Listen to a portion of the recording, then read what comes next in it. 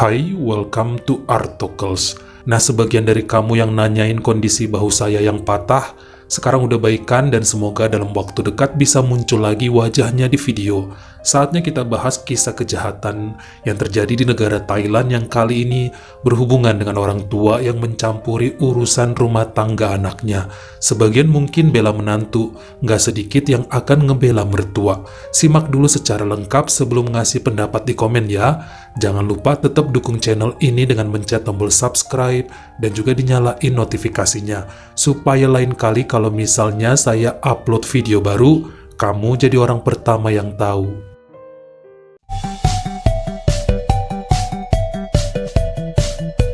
Seorang wanita yang lahir pada tahun 1973 dari kota Udon Thani, negara Thailand, bernama Phronte sangat tomboy serta mandiri semenjak muda.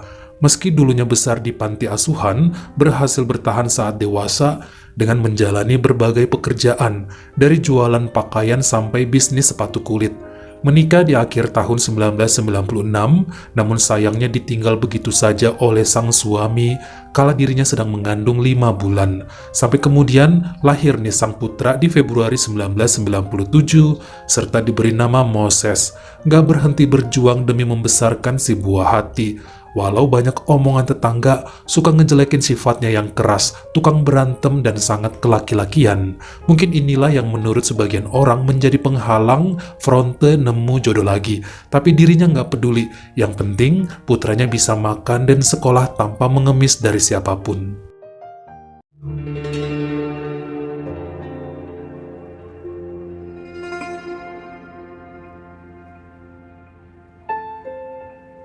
Banyak yang bilang dulu ayahnya kabur karena sang ibu suka ngelawan dan keras kepala, tidak membuat Moses benci pada emaknya. Justru makin bangga sebab berhasil menyekolahkan sampai lulus SMA. Semasa remaja juga dia nemenin mamanya jualan berbagai hal, dari buah mangga, topi, sampai perhiasan imitasi. Ini yang bikin pemuda itu berniat pengen kuliah dan mencapai keinginan ibunya juga supaya bisa sarjana. Makanya pada tahun 2017, akhirnya dengan berani merantau ke Chiang Mai dan berkuliah jurusan ilmu komunikasi di Universitas Rajabat, sembari secara otodidak belajar dunia fotografer. Soalnya waktu SMA kemarin ikut komunitas pecinta seni dan fotografi. Phronte nggak pernah ya membatasi keinginan anaknya. Meski dengan ini perjuangannya masih terus berlanjut, jualan gorengan, jus buah, dan minuman boba supaya bisa transfer bulanan Moses untuk biaya pendidikan, bayar kamar asrama, dan juga uang makan. Sementara di lain pihak, sang putra juga kerja sampingan sebagai cleaning service sebuah kafe dari sore hingga tengah malam. Pemuda yang sangat rajin dan membanggakan, makanya sang kekasih yang bernama Evalin, yang notabene adalah adik kelas Moses di kampus, sangat senang dan suka ngebantu ngerjain beberapa tugas akademis. Bahkan gadis ini juga pernah ya dibawa satu kali ke kampung halaman buat ketemu dengan Phronte untuk saling kenal. Wanita tua itu sangat menyukai Evalin yang datang dari keluarga kaya, namun sifatnya down to earth. Inilah yang kemudian jadi janji Moses bakal segera menikahi pujaan hatinya jika sudah lulus dan dapat kerja.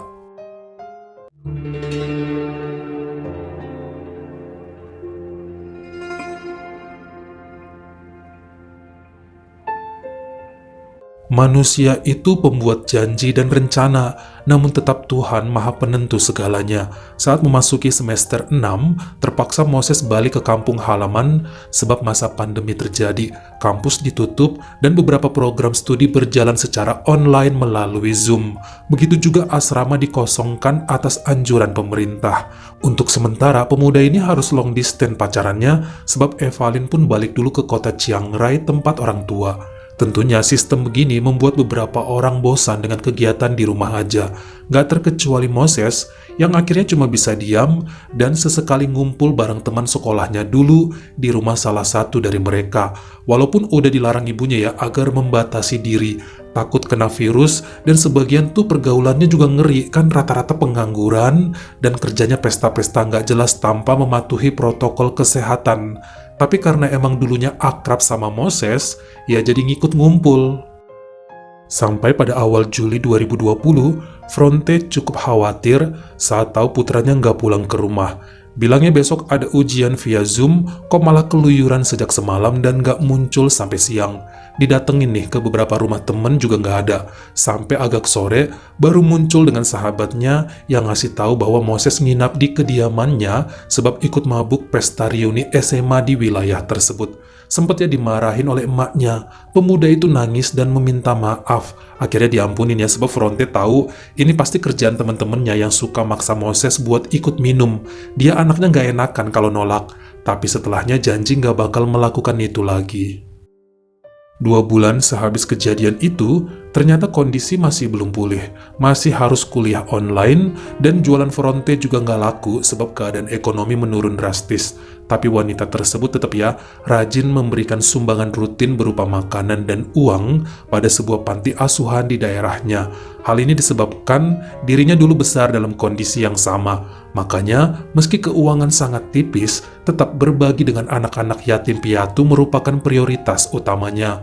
Sampai kemudian muncul nih seorang wanita muda bernama Bu Raya di rumah mereka dan nangis-nangis tentang keadaannya. Dirinya mengaku 2 bulan lalu ikut pesta reuni yang membuat si Moses mabuk kemarin. Dalam keadaan setengah sadar, ternyata pemuda itu maksa buat melakukan hal tercela yang sempat ditolak, namun karena dikasari akhirnya kejadian juga. Yang justru ingin dituntut adalah sekarang Bu Raya telah berbadan 2 dan mau minta pertanggungjawaban lelaki tersebut. Hal ini bikin Moses dan ibunya kaget luar biasa. Seingatnya, dia nggak ngapa-ngapain deh meski tahu kemarin Bu Raya memang ikut mereka minum-minum. Sempat ya sang ibu nangis dan marah pada Moses, bahkan ditanyain tuh ke teman-teman lain yang ikutan pesta dulu. Rata-rata nggak ingat sebab pada minum semua. Bagai tertimpa batu besar, Fronte mikir masa depan anaknya bisa hancur jika harus menikah muda serta meninggalkan kuliahnya. Wajib cari kerja buat nafkahin anak istri. Yang makin stres juga Moses sebab hubungannya dengan Evalin kan sangat baik.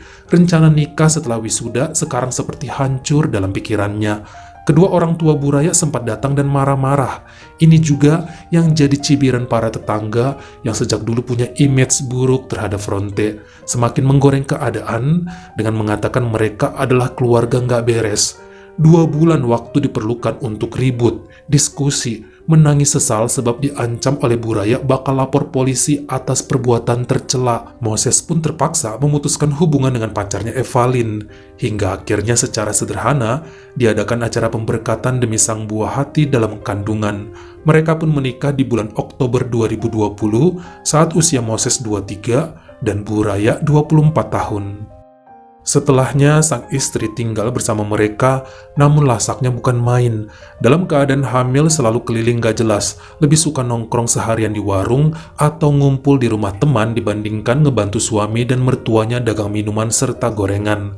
Bisa dimaklumi juga sih sebab Fronte nggak suka dengan menantunya itu.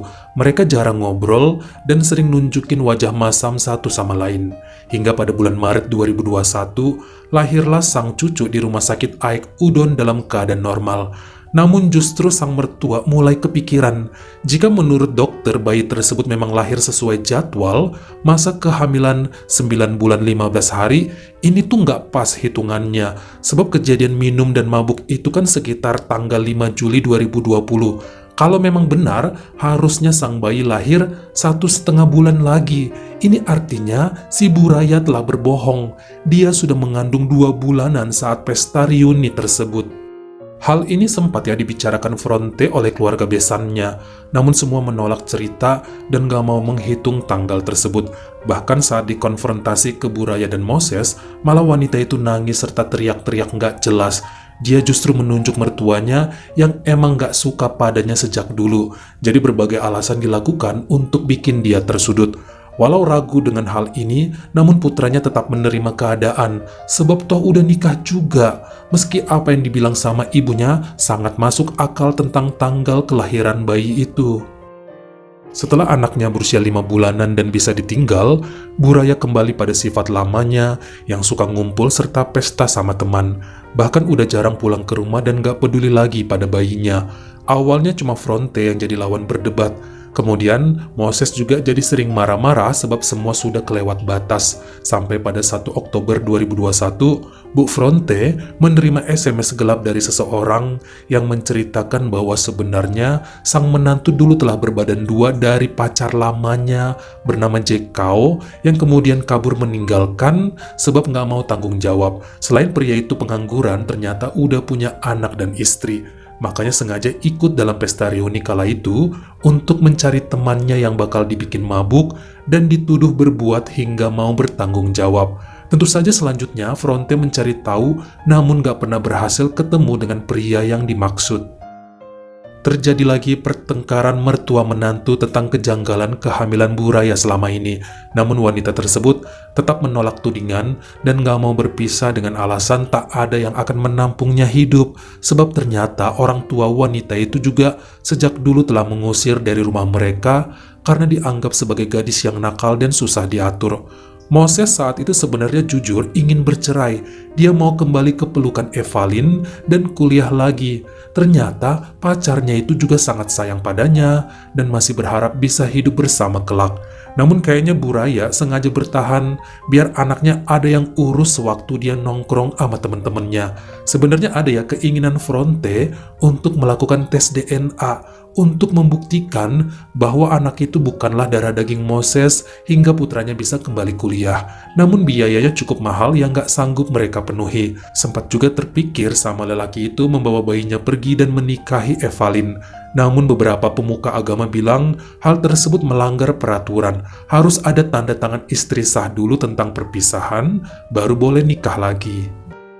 Sampai tiba pada Jumat 29 Oktober 2021, saat Bu Raya nggak pulang selama 3 hari entah kemana, Fronte mendatangi kediaman besannya dan ngamuk-ngamuk. Mereka bilang sudah nggak peduli dengan wanita itu. Selain nakal, ternyata Bu Raya bukan anak kandung mereka.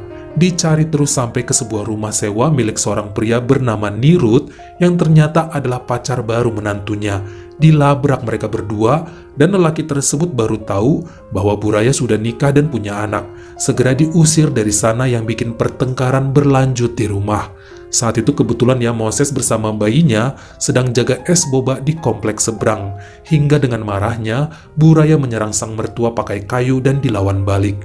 Sekitar pukul 9 malam, Moses mendapat kabar dari tetangga bahwa istrinya sedang dilarikan ke rumah sakit Aek Udon karena beberapa luka. Sementara sang ibu diamankan pihak berwajib. Langsung bergegas menuju ke kantor polisi dan Fronte menceritakan segala perbuatannya. Sementara setelah 2 hari dirawat, akhirnya sang menantu Bu Raya menghembuskan nafas terakhir di usianya yang ke-25 tahun.